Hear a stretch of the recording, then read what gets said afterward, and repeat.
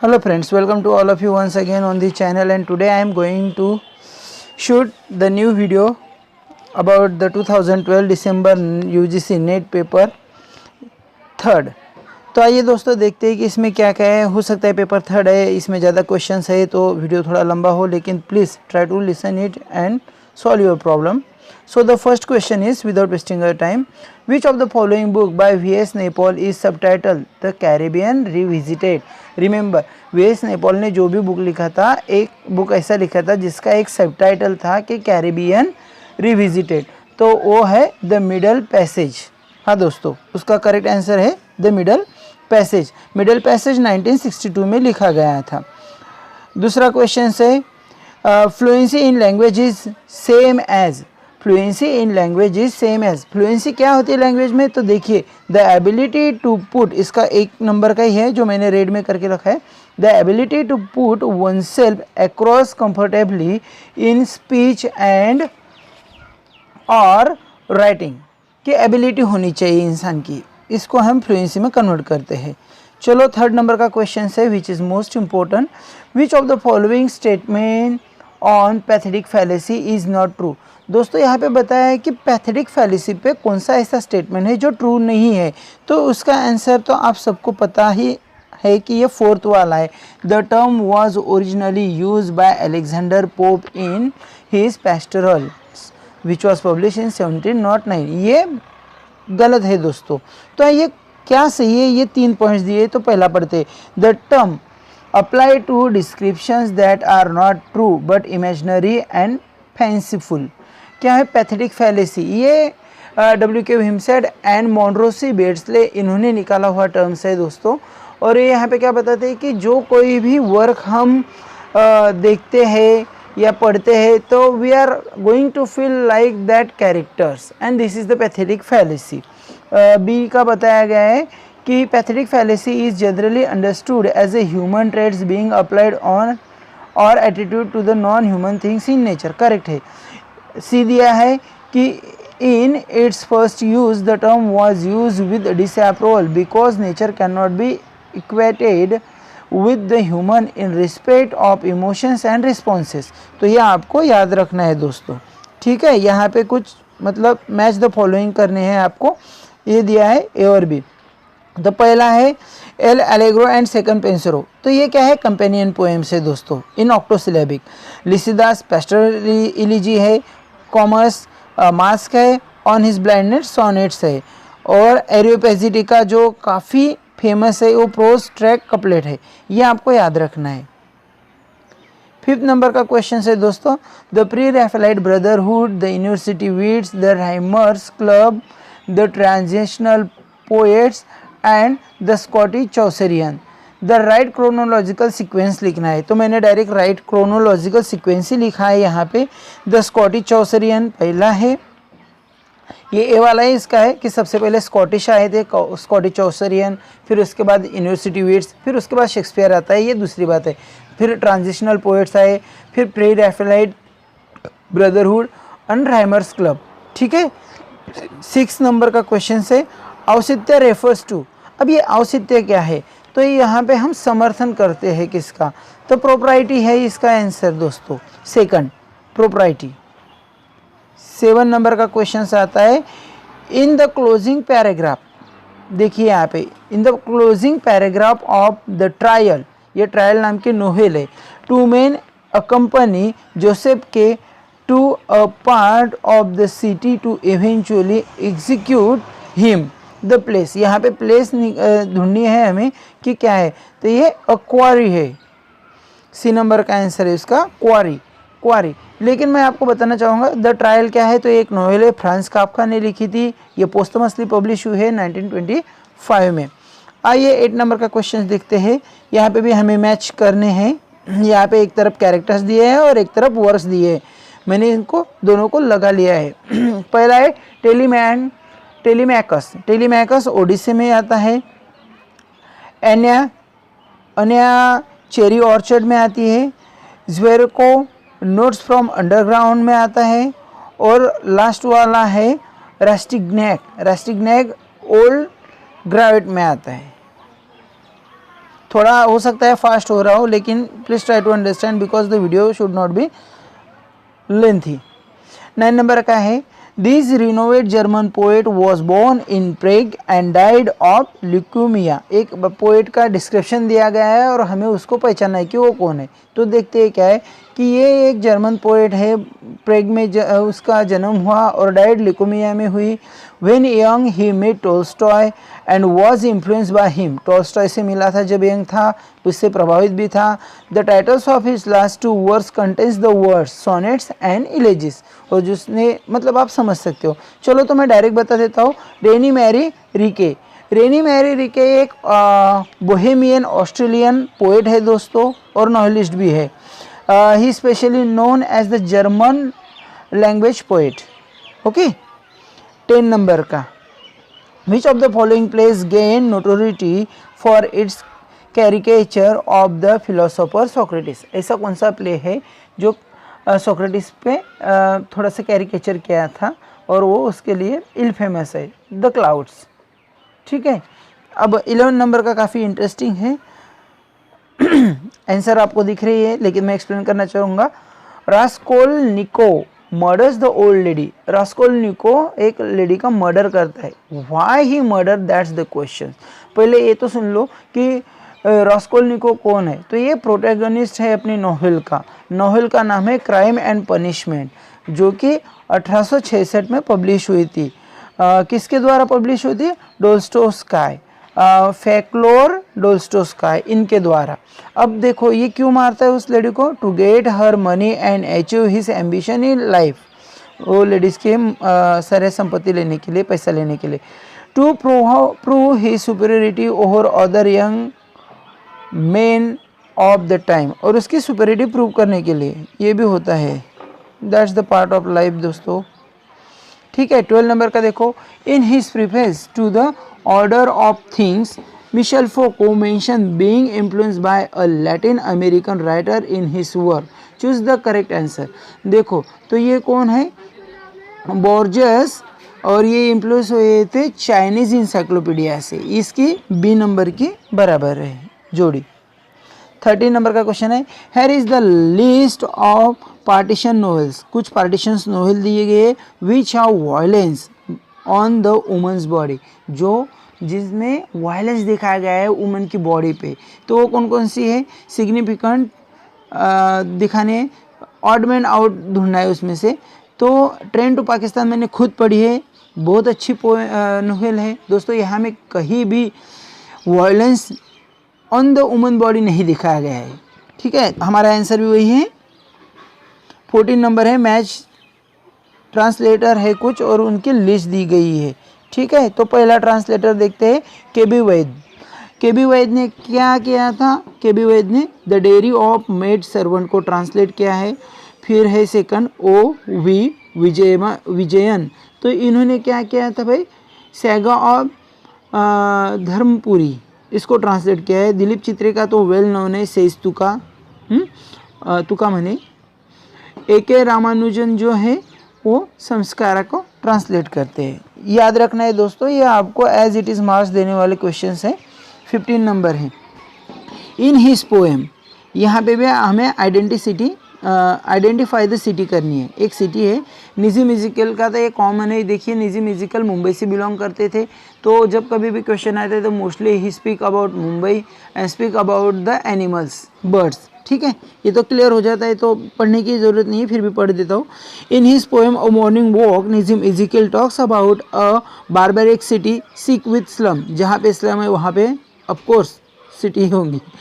Deprived of season, blessed with rains, its hawkers, beggars, iron-lunged procession led by frantic drum identify the city, that is Bombay। 16 number का question है दोस्तों। आपको थोड़ा जल्दी हो रहा होगा लेकिन आप ध्यान से सुनिए। इम्प्रैक्टिकल क्रिटिसिज्म, देखिए इम्पोर्टेंट है, आपको आना ही चाहिए, 2 मार्क्स इसके होते हैं। Impractical criticism I.A. Richards links 4 kinds of meaning in most human utterances to 4 aspects। ऐसे ह्यूमन अटरेंसेस दिखाए गए यहाँ पर जो 4 एस्पेक्ट दिखाते हैं। तो इसका आंसर एक है, मतलब ए है, जहाँ पे सेंस है, फीलिंग्स है, टोन है और इंटेंशन है। 17 in Christabel, after Geraldine enters Sir Llewellyn's castle on her way to Christabel's chamber, there are several ill omen. जब क्रिस्टाबेल के जो नोवेल है ना, वहाँ पे गेरल्डाइन जब इंटर होते हैं सर ल्यूलिन्स की कैसल में, तब उसके रास्ते में काफ़ी सारे बैड ओमेन होते हैं, मतलब अपशगुन होते हैं सॉरी। तो जो अपशगुन होते हैं वो यहाँ पे दिखाया गया है। हमें pick out the phrase which does not serve as a omen, ऐसी फ्रेज चूज़ करनी है जो कि यहाँ पे बैड ओमेन नहीं है। तो द मॉर्निंग विंड, और जो दिखाए गए आपको उसे पढ़ना चाहिए ठीक से। Take the screenshot and you can read. 18 नंबर, the word resurrect is a back formation. 19 नंबर का है, लिस्ट दी गई है, हमें मैच करनी है। एक तरफ टाइप्स ऑफ नोवेल है और दूसरी तरफ टाइटल ऑफ नोवेल है दोस्तों। तो पहला है एनी जॉन, बिल्डिंग्स-रोमन है दोस्तों। बिल्डिंग्स-रोमन क्या होती है? ये 2 प्रकार की नोवेल्स होती है। Bildungsroman novels are divided into the 2 kinds. एक होता है अर्जी हंग्स रोमन, जहाँ पे नोवेल ऑफ एजुकेशन दिखाया जाता है और उसका बेस्ट एग्जांपल है एडवेंचर ऑफ हकलबरी फिंक। और दूसरा है कुंसलर रोमन, जो आर्टिस्टिक नोवेल होती है, आर्टिस्ट नोवेल होती है, जहाँ पे एजुकेशन तो होता है लेकिन कैसे होता है, हम एज के हिसाब से पढ़ते हैं, going from childhood to maturity. ये है, उसका भी एग्जांपल है, लेकिन without wasting a time let's focus on the video. Tom Jones, जो एक पिकारेक्स नॉवल है, जहाँ पे सबसे ज़्यादा पिक्चर्स पोर्ट्रेट किए गए हैं। The sorrow of young Werther epistolary novel है। और वेथिक, ये गथिक नॉवल है। अब वेथिक गथिक नॉवल ये विलियम बेकफोर्ड के द्वारा ट्रांसलेटेड हुई थी। Vathek gothic novel by William Beckford which are translated into English by Samuel Henley. ठीक है। टेड ह्यूज पोएम्स, ये सबसे बढ़िया है भाई। 20 नंबर का question, Ted Hughes poem the thought fox is. अब ये किसके बारे में है, इसमें करेक्ट देखना है।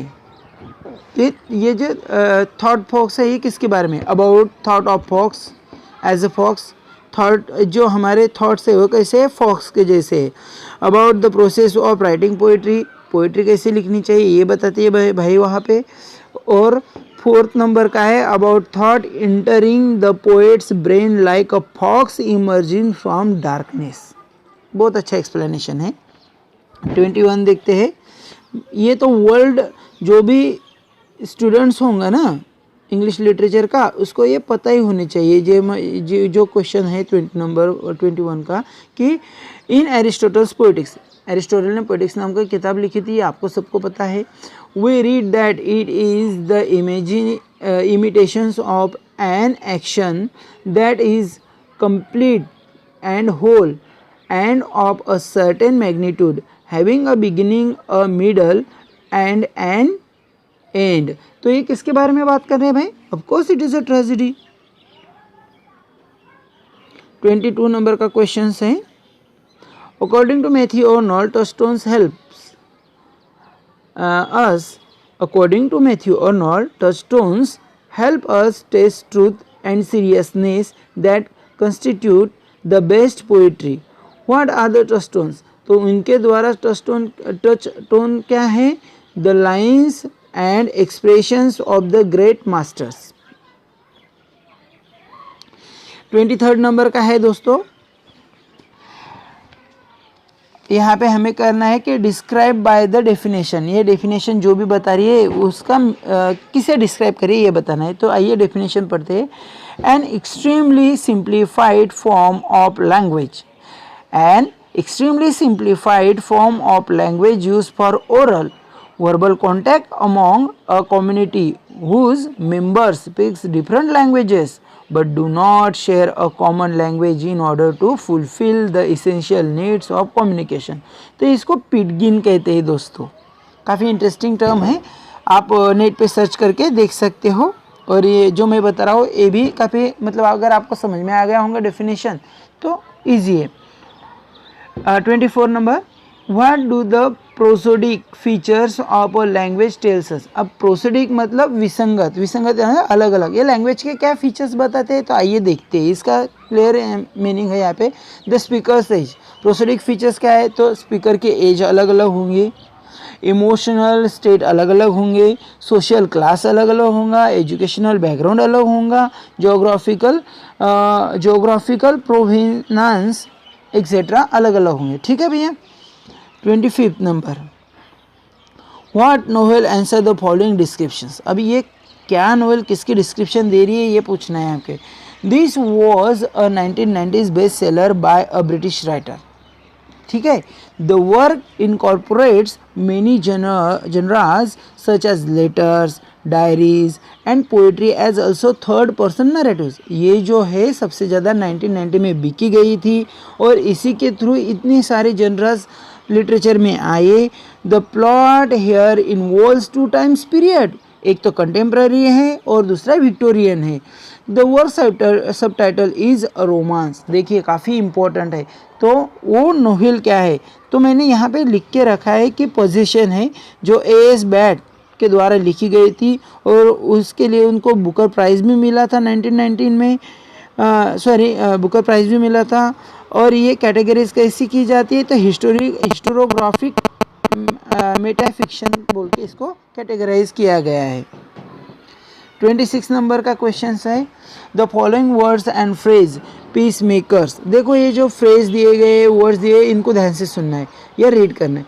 Peacemakers, helpmate, that fat of the land, a labour of love, the 11th hour and the shadow of death were made current by. ये किसके द्वारा मतलब प्रचलित हुए है, तो the 16th century translator of the Bible. That's the correct answer. Bible के through ही ये हमें मिला है सब कुछ, ये वर्ड्स वगैरह ट्रांसलेटर के द्वारा। हाँ। 27 नंबर का देखते हैं, who among the following writers asserted Commonwealth literature does not exist. जहाँ कहीं भी ऐसा है कि Commonwealth literature does not exist तो आपके सामने सीधा सीधा सलमान रश्दी भाई साहब आने चाहिए। ठीक है। नेक्स्ट है, identify the one in correct chronological sequence. यहाँ पे टाइम ना वेस्ट करते हुए मैं डायरेक्ट आपको क्रोनोलॉजिकल सीक्वेंस ही बता देता हूँ। सबसे पहले नॉर्मन कॉन्क्वेस्ट हुई, फिर उसके बाद डेथ ऑफ जेफरी चॉसर, फिर उसके बाद विलियम टंडल्स न्यू टेस्टामेंट आया और सबसे लास्ट में आया the birth of William Shakespeare. दोस्तों ये हिस्ट्री ऑफ इंग्लिश लिटरेचर अगर आप एक बार भी पढ़ लोगे या कोई भी शॉर्ट हिस्ट्री पढ़ लोगे तब भी पता चल जाएगा। 29, which of the following arrangement is in a correct chronological sequence. बहुत अच्छा है फिर से, तो देखिए Edmund Burke's reflections on the revolution in France, फिर आता है मैरी वोल्सनक्राफ्ट का a vindications of the rights of woman, फिर लिरिकल बैलेट्स आता है वर्ड्सवर्थ का एंड कॉलरिज का, वर्ड्सवर्थ एंड कॉलरिज, फिर आता है lyrical ballad with preface, the second edition by Wordsworth and Coleridge.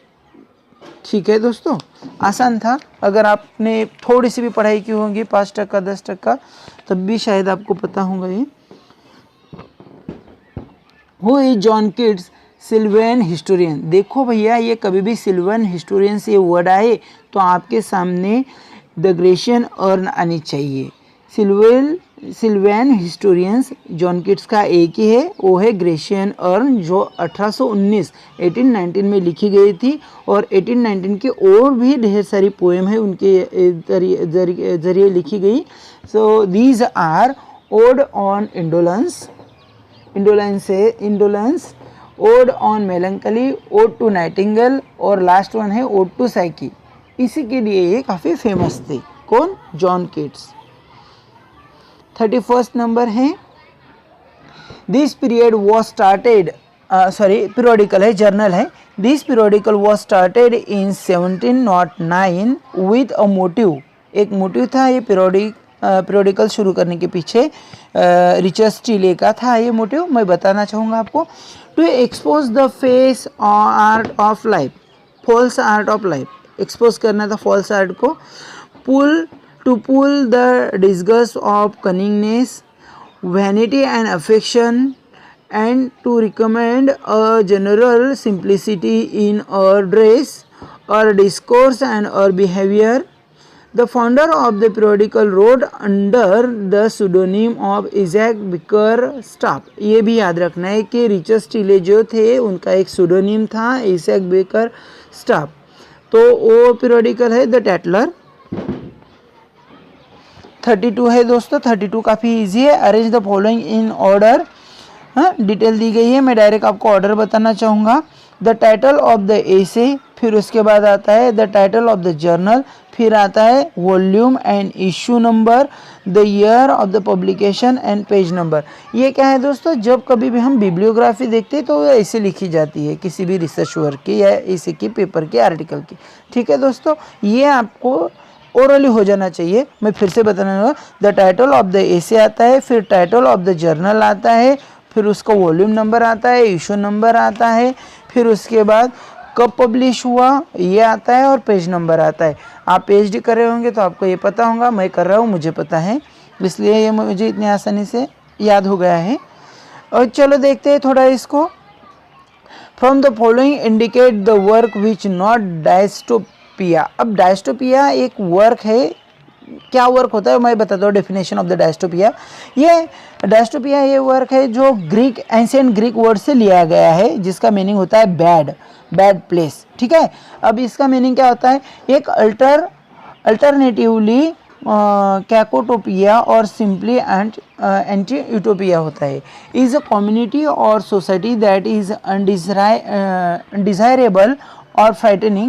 Dystopian societies appear in many fictional works as artistic representations, particularly in the stories in the set future। ये ऐसी stories होती है जहाँ पे future दिखाया होता है और जो कोई भी जगह है वो इतनी अच्छी नहीं होती, इसको डायस्टोपिया बोलते हैं। अब यहाँ पे कौन कौन सी है तो मैं बताना चाहूँगा कि एवेलिन वॉग जो डी नंबर का है, वो एवेलिन वॉग, इनका ब्रिजेश ब्राइड शेड रिविजिटेड ये था। अब और मैं 10 डिवॉस्टिंग डायस्टोपिया लेके आया हूँ आपके लिए, जो 10 नॉवेल्स है जो डायस्टोपियन कही जाती है। एक तो टाइम मशीन है एच.जी. वेल्स का, फिर द आयरन हिल है, या आप पढ़ सकते हो दोस्तों। ठीक है, मैं आगे चलता हूँ, ये कवर करना है इसकी वजह से।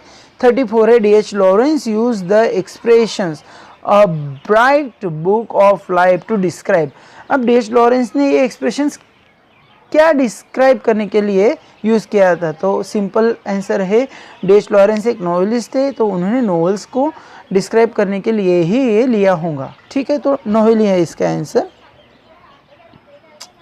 Sorry I read the wrong, ये अगला पढ़ दिया मैंने, मैं पढ़ना चाहूँगा फिर से। Unless weariness be used as a good almost kill a man as kill a book। फिर आता है who kills a man kills a reasonable creature, God's image, but he who destroys a good book kills reason itself, kill the image of God as it were in the eye। Many a man leaves a burden to the earth, but a good book is the precious life blood of master spirit। Where is the passage from? ये passage आता है Milton के एरियोपेजिटिका से। एरियोपेजिटिका लिखा गया था 1644 में और ये अनलाइसनिंग प्रिंटिंग पे लिखा गया था। इसके थ्रू जॉन मिल्टन कहते थे कि हर एक को राइटिंग या प्रिंटिंग करने का हक होना चाहिए। अगला है दोस्तों Virginia Woolf rubbished the idea of character and the understanding of realism of writers like Arnold Bennett, John Galsworthy and H G. Wells. हर famous essay is called Mr. Bennet and Mrs. Brown। Who is Mrs. Brown here? तो Mrs. Brown कौन है ये यहाँ पे? The name Wolf gives a woman whom she happens to meet in a train। Factual question है दोस्तों, एक woman को नाम दिया गया है जिससे वर्जीनिया वुल्फ ट्रेन में मिली थी। 36 नंबर का है E.M. फॉस्टर का हर बार क्वेश्चन रहता ही है, इसलिए आपको पढ़ना ही है उनको। E.M. Forster uses some recurrent images in a passage to India, pick out the odd out. देखो यहाँ पे ओड आउट बोला है तो मैं पहले ही बता दूँ कि थंडर है, लेकिन कुछ इमेजेस यहाँ पे उन्होंने दिखाया जैसे कि warps, stone and echo. Next 37 number का,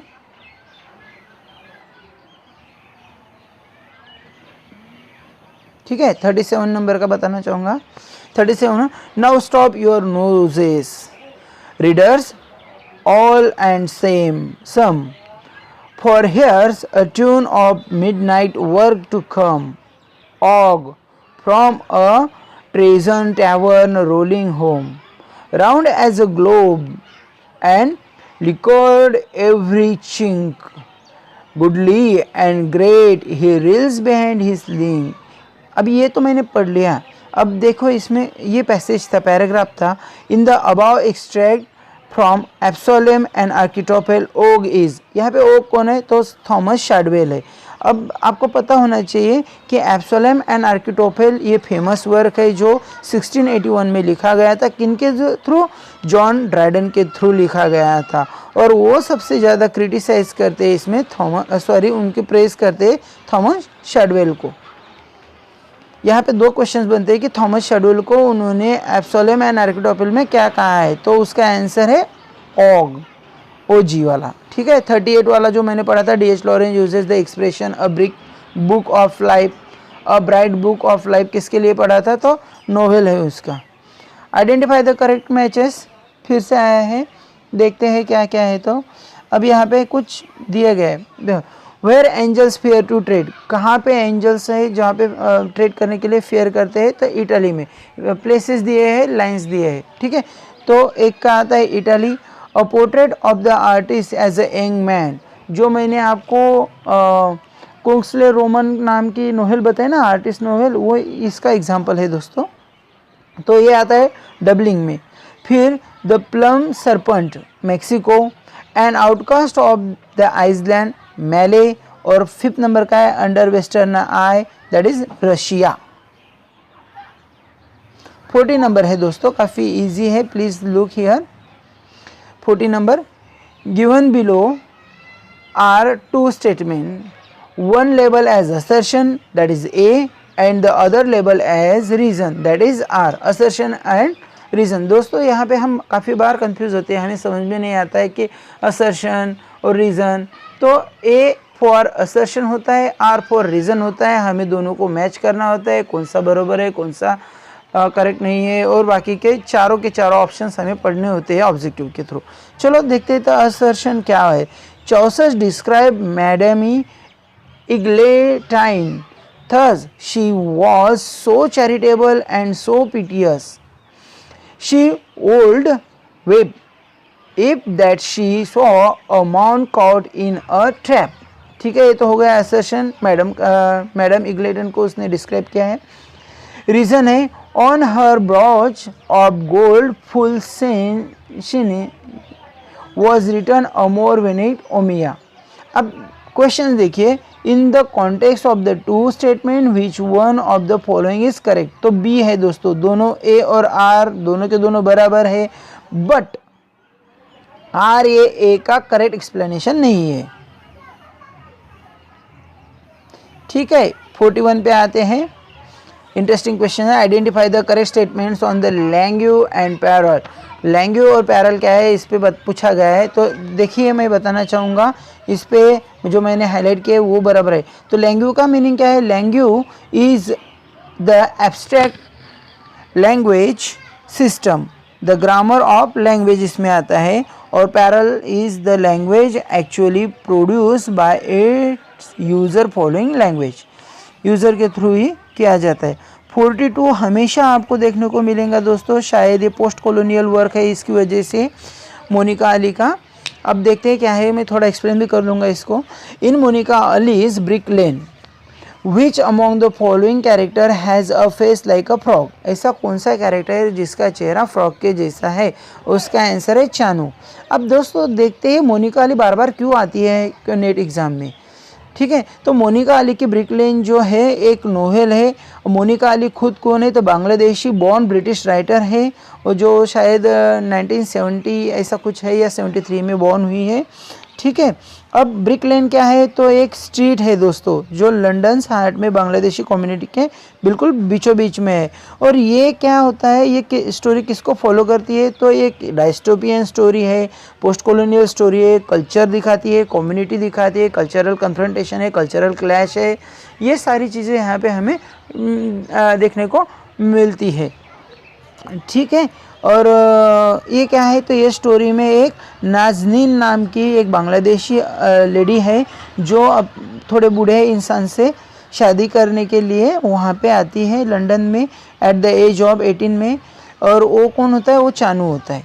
ये सब स्टोरी है, बाकी की आप थोड़ी सी देख लो, इससे ज़्यादा क्वेश्चंस नहीं आएंगे शायद इसमें। 43 यहाँ पे भी एक्सप्लेनेशन दिया गया है, मैं पढ़ना चाहूँगा। द ग्रे आई मॉन smiles on the frowning night, checkering the eastern cloud with streak of light and fleck darkness like a thunder reels from forth day's path and Titan's burning wheels. Romeo Juliet का explanation है। The speaker describe, क्या describe करता है? Drowning of a new day, नया दिन निकल रहा है, उसको एक्सप्लेन कर रहे हैं भाई साहब। ठीक है। 44 नंबर का भी देखना चाहेंगे। How noble is reason, how infinite in faculty, in form and moving, how express and admirable, in action how like an angels, in appreciations how like a god. What does Hamlet marvel at in this passage? देखो हेमलेट किसको Marvel कर रहा है यहाँ पे? तो एक man है दोस्तों, यहाँ पे एक मैन है। इसकी लाइन में याद आती होंगी ना, what a kind of man of peace, ऐसा कुछ। तो हेमलेट में से ये भी याद रखना है। अब देखो सेड आइडेंटिफाइज ओरिएंटलिज्म एज, अब जो एडवर्ड सेड है ओरिएंटलिज्म को कैसे आइडेंटिफाइज करते हैं उसके बारे में बताना चाहूँगा। करेक्ट 3 है यहाँ पर और 4th नंबर का फॉल्स है, तो जो करेक्ट है वो पढ़ते हैं। तो सेड क्या कहते हैं? Orientalism is what an orientalism does, क्या क्या कहते हैं। ठीक है। A style of thought based on an ontological and epistemological distinction made between orient and occident. दोस्तों मैंने खुद एक वर्क, इस वर्क पे एक वीडियो बनाया है, you can see in the playlist. और 3rd है a discourse dealing with the orient. 46 number है identify the period during which the Puritans, ऐसा पीरियड आइडेंटिफाई करना है जहाँ पे Puritans under the rule of Oliver Cromwell and Commonwealth shut down all English theatres on religious and moral grounds. तो ये तो period है 1649 टू 1660। ठीक है। 47 नंबर का क्वेश्चन आता है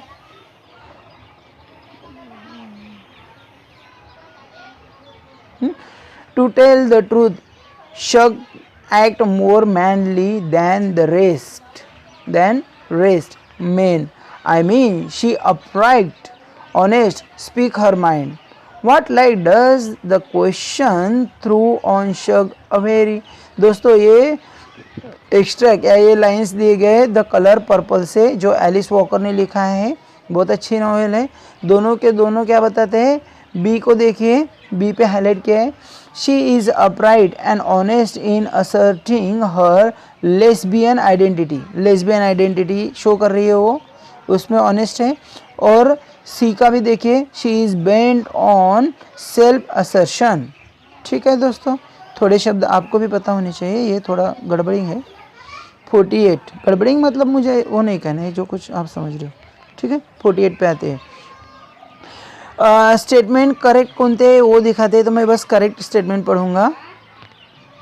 तो पहला स्टेटमेंट है अ content word is not a function word, जो कंटेंट वर्ड होता है वही उसका फंक्शन वर्ड नहीं होता। और 4 नंबर का देखिए, a content word bears lexical meaning whereas a function word just about means functionally. 49 है the year 1828 is a landmark in the history of American language. Remember, 1828 एक लैंडमार्क है history of American language में and literature में. Identify the reason for the following. तो देखिए दोस्तों, इसमें मैं बताना चाहूँगा कि रीज़न क्या है. नोआ Webster publish an American dictionary of the English language in the year. ठीक है, इंग्लिश नोआ वेब्स्टर ने इसकी ये पब्लिश की थी. 50 डिक्शनरी. 50 नंबर का क्वेश्चन है, what alternative title to her Frankenstein did Mary Shelley give. Alternative title क्या है, तो मॉडर्न प्रोस्तमस. 51 देखिए, which of the following statement on George Lamming's in the castle of my skin which was published in 1953 is not true. कौन सा true नहीं है, तो इसका तो सी है कि इसकी थीम पैरोडी है टेम्पेस्ट के साथ. लेकिन जो ट्रू है वो आपको पढ़ना है दोस्तों. 51 के ये जो तीनों दिख रहे हैं ना, ये आपको पढ़ना है. 52, we are like to misunderstand an Emily Dickinson's poem if we take her famous dashes to be. अब क्यों मिसअंडरस्टैंडिंग, अगर हम उसको ऐसे ले quite specific and unambitious ambiguous दे तो. 53 है, readers of the Tayeb Salih's seasons of migrations to the north will undoubtedly notice its parallel with the story or stories of heart of darkness एक है, ओथेलो एक है. 54 का 55, which statement is not true of Benedict Anderson's imagined communities. अब ये कौन सा statement true नहीं है, तो पहले ही है दोस्तों कि it is a project response to the myth of E L. Doctorow. दोस्तों ये तो दिया गया है, लेकिन आपको याद रखना है जो ट्रू है वो पढ़ने है दोस्तों. कि इसका एक सबटाइटल है reflections on the origin and spread of nationalism. फिर आता है कि इस बुक में Anderson advances the view that nations are not nature entities but narrative constructs. और डी वाला भी आता है कि एक मॉडर्न नेशनलिज्म पे उसका बेसिकली कंसिक्वेंसेस क्या होते हैं, ये सब दिखाती है वो. 55 है दोस्तों, most important. By swaggering could I never thrive for the rain it raineth every day. This lines from 12th Night occur in the novel. क्या दिखाते हैं, मिडल मार्च से लिए गए हैं ये. व्हाट इज द नेक्स्ट है, what is mock heroic poem. Mock heroic poem क्या होती है, तो इसमें uses of heroic styles to describe years and affections. Heroic style इस्तेमाल करते हैं काफ़ी बड़ी बड़ी. 57 नंबर का क्वेश्चन है दोस्तों, विच of the following statement is not true of Lawrence Sterns Tristan Shandy. तो कौन सा ट्रू नहीं है इस पर, तो मैं बता लीनियर प्लॉट है इसमें, ये ट्रू नहीं है. बट कौन कौन सी ट्रू है तो वो देखते हैं. It opens and ends with the theme of birth. ठीक है. It contains a trip to France. It contains a marbled page. 58 वाला देखते हैं. In drama an aside is address. Aside क्या होता है ड्रामा में, देखो दोस्तों, असाइड और असाइड क्या होती है वो बताना चाहूँगा मैं आपको. ड्रामेटिक मोनोलॉग वगैरह एक जैसे ही होता है शायद. To an audience by an actor the word so spoken are not mean to be heard by other actors. ठीक है, ये होता है स्टेज पे.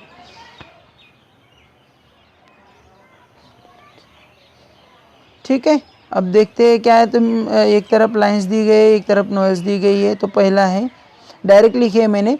The mayor of the Casterbridge में लाइन आए है, happiness was but the occasional episode in the general drama of pain. Sons and lovers में आती है, he walk towards the faintly humming glowing town quickly. The great Gatsby में लिखे, so we beat on boats against the currents borne back scarcely into past, और the mill on the floss की line है, in their day they were not divided. 60 number का है, there is nothing outside in the text. काफ़ी simple है, just Derrida ने कहा है ये सेंटेंस डिकंस्ट्रक्शन में। 61 में देखते हैं क्या है, तो 61 डिस्क्राइब करता है, here is the list of the woman abandoned by their lovers in Hardy's novel.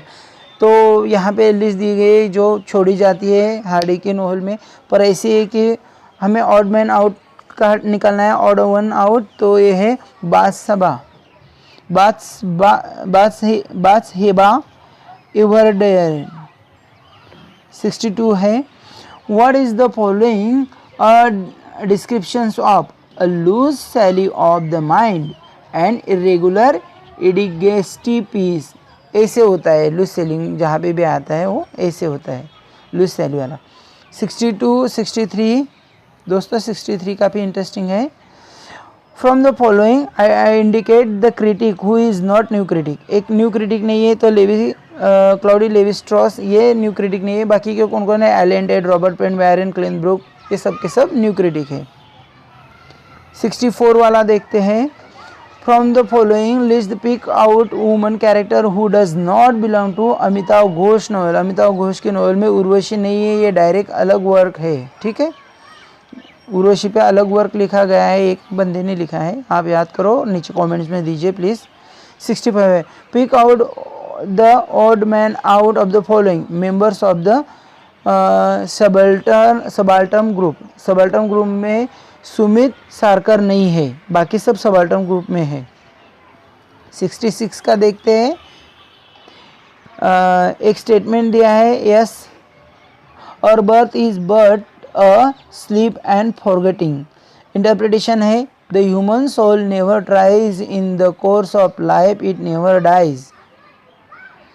Therefore, the human life is a long sleep and ephemeral events are better forgotten। तो यस और आई दोनों के दोनों करेक्ट है, yes view है और आई भी correct है। 67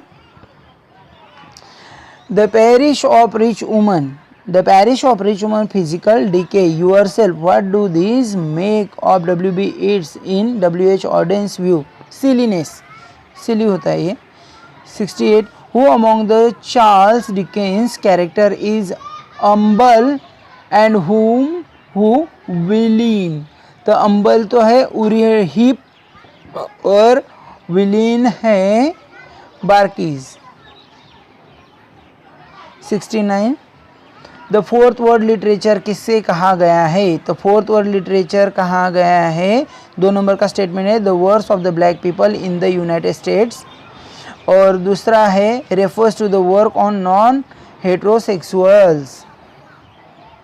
70 है, असर्शन दिया है, तो असर्शन है, in Duchess of Malfi Ferdinand sets a whole group of mad men on the Duchess and they dance and sing in crazy manner। Reason है, his desire was to provide a strange entertainment to drive the Duchess mad। in the context of the two statements which one of the following is correct? दोनों के दोनों correct है दोस्तों। 71 why is the signifying monkey of Henry Louis? Henry Louis gets Jr.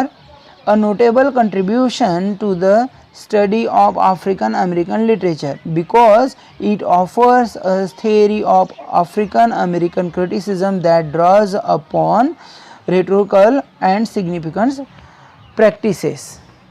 72 है दोस्तों,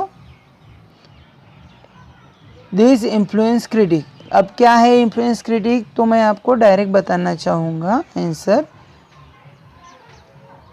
Harold Bloom के बारे में बताया गया है, तो ये सब के सब पढ़ने पड़ेंगे। एक wrote influential commentaries on such poets as Shelley, Black and Yeats. बाद में आता है he published such titles as The Anxiety of Influence, A Map of Misreading, A Poetry and Repression and the Western Canon. इससे ही पता चल जाता है कि हेरोल्ड ब्लूम है, बाकी का पढ़ने की ज़रूरत ही नहीं आती। 73 है According to the Italian Marxist theorist Antonio Gramsci, hegemony involves a degree of consent on the part of the subject people. 74 में मैच द फॉलोइंग है, आप मैं डायरेक्ट बताना चाहूँगा किससे क्या कहा है। देखो George Peele, Robert Greene, Thomas Lodge, Thomas Kyd, ये क्या है यूनिवर्सिटी वीट्स है। फिर उसके बाद William Congreve, William Wycherley, George Etherege, George Farquhar, इग्नास स्टीले, ये सब क्या है रिस्टोरेशन प्ले राइट है। John Everett Millais, James Collinson, Ford Madox Brown, Dante Gabriel Rossetti, pre Raphaelite brotherhood में आते हैं। Ernest Dowson, Lionel Johnson, WB Yeats, ये राइम क्लब में आते हैं। और 75 नंबर का लास्ट वाला क्वेश्चन है कि combine the statement correctly, Homi Bhabha के बारे में है अकॉर्डिंग टू होमी भाभा। 1 और 4 पे ध्यान देंगे। Mimicry is not mere copying or emulating the colonizer's culture, behavior and manners, Homi Bhabha कहते हैं। और 4था नंबर का है but is informed by both mockery and certain manners। तो दोस्तों ये था आज का पेपर। आई होप आपको पसंद आएगा। Please like and share my channel. Thank you.